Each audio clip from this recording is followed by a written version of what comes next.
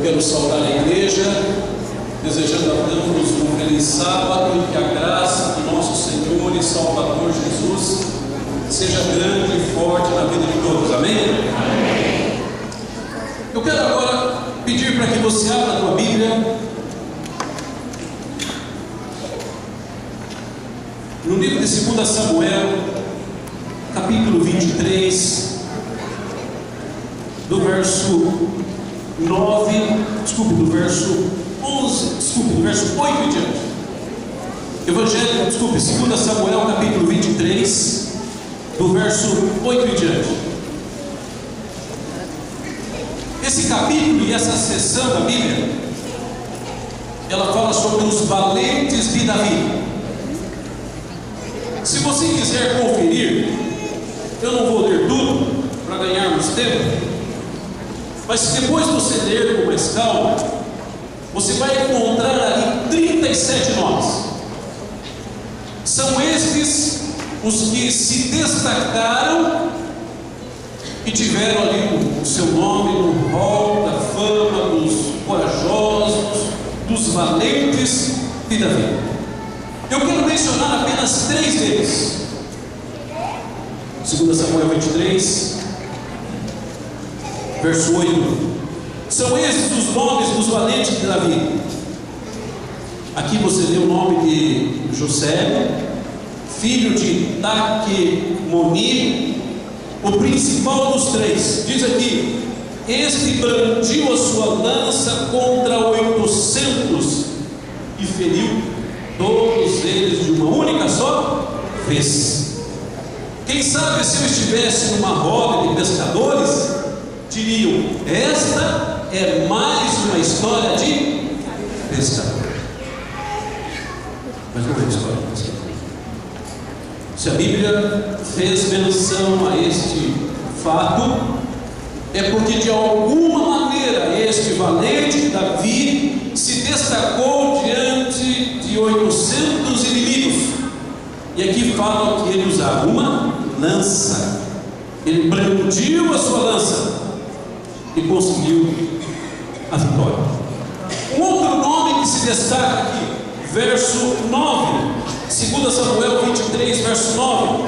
Depois deste, Eleazar, filho de Dodô, filho de Aoi, entre os 3 valentes que estavam com Davi, quando desafiaram os filisteus ali reunidos para a peleja, quando já se haviam todos fugido diante dos inimigos. Aqui menciona o nome deste valente. Quando todos fugiram, ele permaneceu ao lado do seu comandante, Davi. Vamos deixar esse nome, mencionar mais um apenas.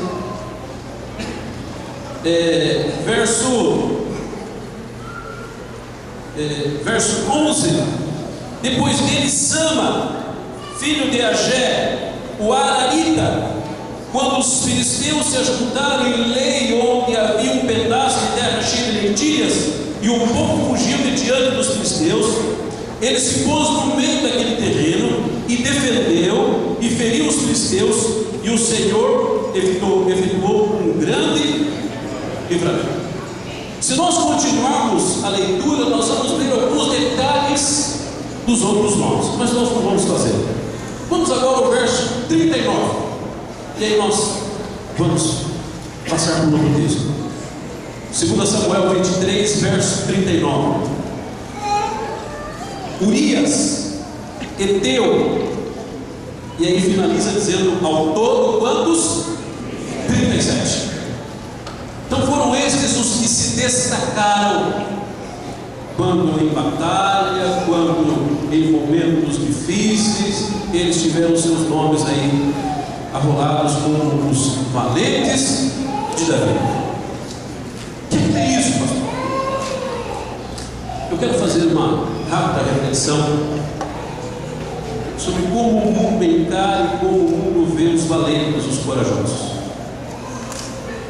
Geralmente, valente e corajoso é aquele que pega uma arma ou aprende a dar alguns golpes, aquele que de alguma maneira, pela força física, pela força bruta, ele consegue vencer o seu oponente. É isso que o mundo diz. Valente são esses. Mas nessa manhã eu quero falar de um outro tipo de valente. Não aquele que pela sua força física, pela força bruta venceu os inimigos. Quero falar de um outro tipo de valente que nos deu um grande exemplo, em especial o maior de todos os exemplos para Satanás. Vamos ao livro de Josué, capítulo 24, do verso 14 em diante. Ao meu ver, você pode ter outros. Dentro da tua leitura, dentro do teu estudo, você pode mencionar outros nomes. Mas, para mim, esse personagem foi o mais valente de todos. Embora nesse momento, em Josué 24, ele não está com uma espada, ele não está com uma lança, ele não está com uma queixada de jumento, nada disso. Ele está ali de peito aberto, não diante de 800 filisteus, não no meio de um terreno plantado com lentilhas, não. Ele está diante de toda uma nação, diante de todo um povo. Alguns estudos revelam que naquela época, quando o povo de Israel saiu da escravidão, depois de quase 400 anos lá no Egito, quando eles saíram, acredita-se que já naqueles dias eles já eram mais de 2 milhões de pessoas. Então, quando eu falo desse valente, eu não falo de um valente diante de 800 pessoas, não. Eu falo de um valente diante de uma grande multidão, mais de 2 milhões de pessoas.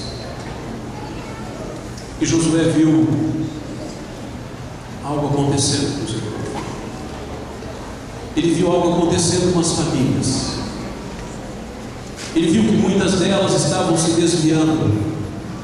E preocupado com toda aquela situação, a Bíblia diz que ele reuniu o povo de Israel. E vejam o que ele disse. Josué 24, do verso 14 em diante. Agora, pois, dizer: temei ao Senhor e servi-lo com integridade e com fidelidade.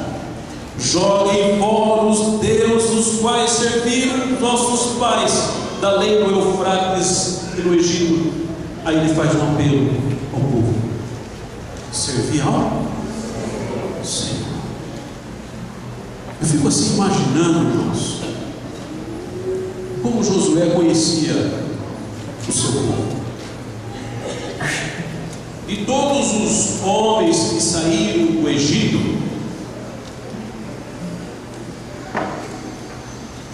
alguns poucos entraram na terra prometida. Josué foi um deles. Caleb foi um. Alguns outros meninos, porque a maioria, ou seja, todos os homens que saíram do Egito morreram no percurso entre o Egito e a terra prometida.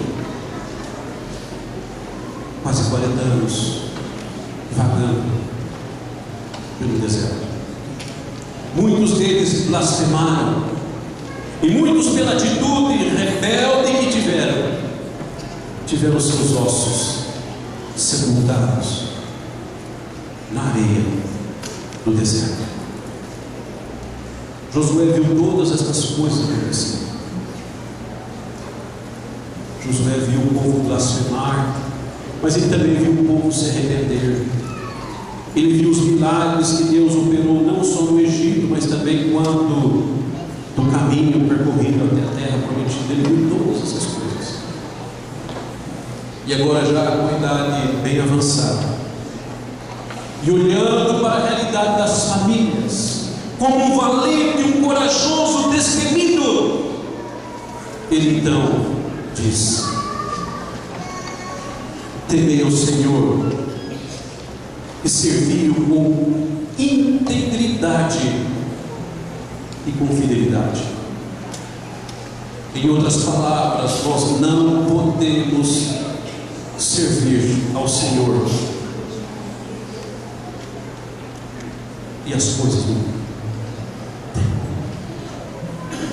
Nós não podemos nos apresentar diante do nosso Deus com o coração dividido.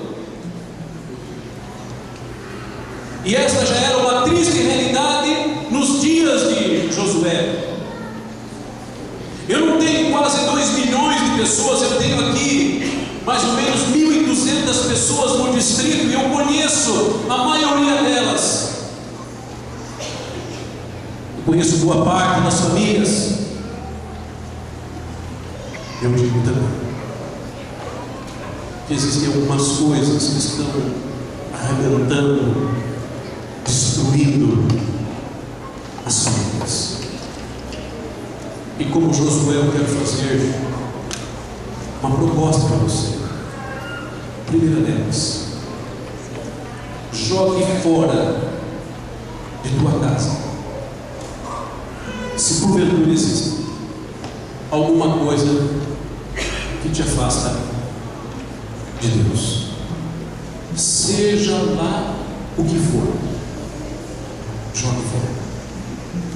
Depois eu digo para você aquilo que Josué disse ao seu povo: vamos servir ao nosso Deus com integridade e com fidelidade.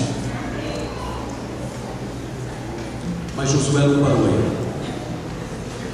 Ele veio no verso 15 e disse assim, Josué 24, verso 15: porém, se vos parece mal servir ao Senhor, escolham hoje a quem vocês vão servir. Se os deuses dos quais serviram vossos pais que estavam além do Eufrates, ou os deuses dos amorreus em cuja terra habitais.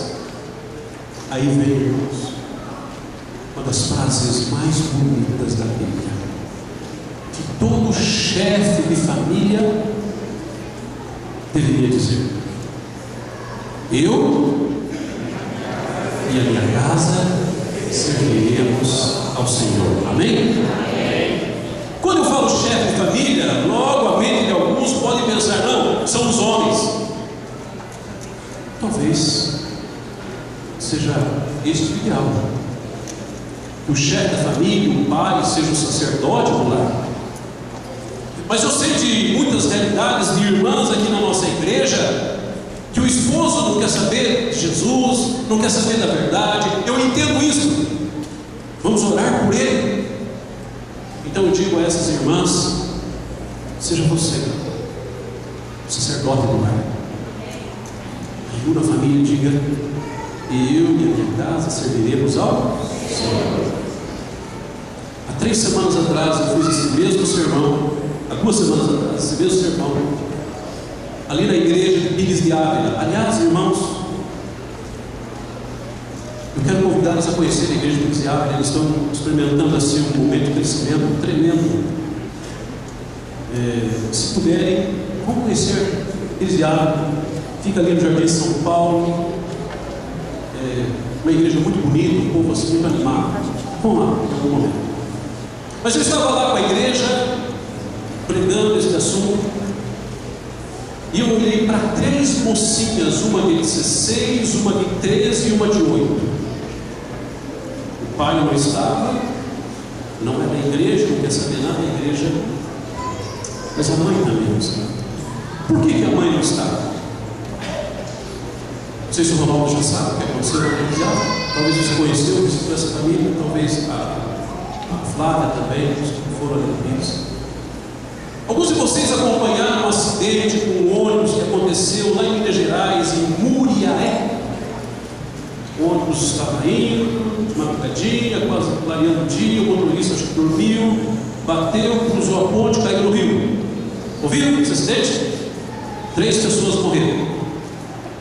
Uma das pessoas que morreu a irmã Maria, ali da igreja do Pires de Ávila. Essa irmã ela estava com a sua filha de 8 anos e a sua sobrinha de 13 anos. E quando a água começou a entrar, a menina maior de 13 conseguiu tirar a menorzinha, mas a nossa irmã ficou presa lá no meio dos bancos das ferragens, não conseguiram tirá-la e ela perdeu sua vida. Algumas horas depois já me ligaram e o corpo da irmã estava desaparecido ainda nas águas, foi encontrado no dia seguinte. Aí na terça-feira eu fiz o sepultamento dessa mãe ali no cemitério da Saudade. E no sábado eu estava pregando na igreja cristiana. Aí quando eu comecei a falar, eu e minha casa serviremos ao Senhor, primeiro chamei a atenção dos homens, porque Deus espera isso de nós, homens, que representemos bem o seu nome aqui na terra, que venhamos a conduzir a nossa família aos pés de Cristo. Deus espera isso de nós. Mas se porventura faltar esta figura paterna, essa figura masculina, conduzindo a família aos pés de Cristo, Deus espera isso de você, mãe, mulher. Deus espera que você haja com integridade, levando a família aos pés de Cristo. Eu estava indo nessa direção quando os meus olhos pararam naquelas mulheres, 16, 13 e 8. Aí eu olhei para a mãe e disse: olha, seu pai não está aqui, sua mãe aguarda a breve volta de Jesus. Conduz as suas irmãzinhas aos pés do Senhor. Eu e a minha casa serviremos ao Senhor. Nós vamos agora participar da ceia. Mas antes desse momento, eu quero convidar você a se ajoelhar e a pedir as bênçãos de Deus, não só sobre você, sobre os filhos, sobre o esposo, a esposa, a sogra, o sogro, a família. O inimigo tem trabalhado de maneira incansável para destruir as famílias da igreja. E não é só desta igreja não, irmãos. Não é só dessa igreja. Todas as igrejas, todas as pessoas têm sido alvos do inimigo, todas. Se existe uma coisa pela qual nós devemos fazer calo nos joelhos, deveria ser em prol da família. Quando ele não consegue atingir o pai, ele atinge a mãe. Quando não consegue atingir o pai e a mãe, ele atinge os filhos. Quando não é um problema de relacionamento, é um problema de saúde. Quando não é isso, é dinheiro. Quando não é isso, agora tem uma nova onda, uma moda, né? As pessoas se separam por incompatibilidade de gênero. São incompatíveis. Só que essa incompatibilidade demorou 20, 30 anos para ser descoberta. E geralmente essa incompatibilidade ela é acompanhada, no caso de alguns homens que chegam, olha, nós somos incompatíveis. Geralmente essa incompatibilidade era acompanhada por uma moça mais nova. Geralmente. Vamos ajoelhar para pedirmos as bênçãos de Deus pelas famílias. Pai, meu Deus, entregue tua família nas mãos de Jesus.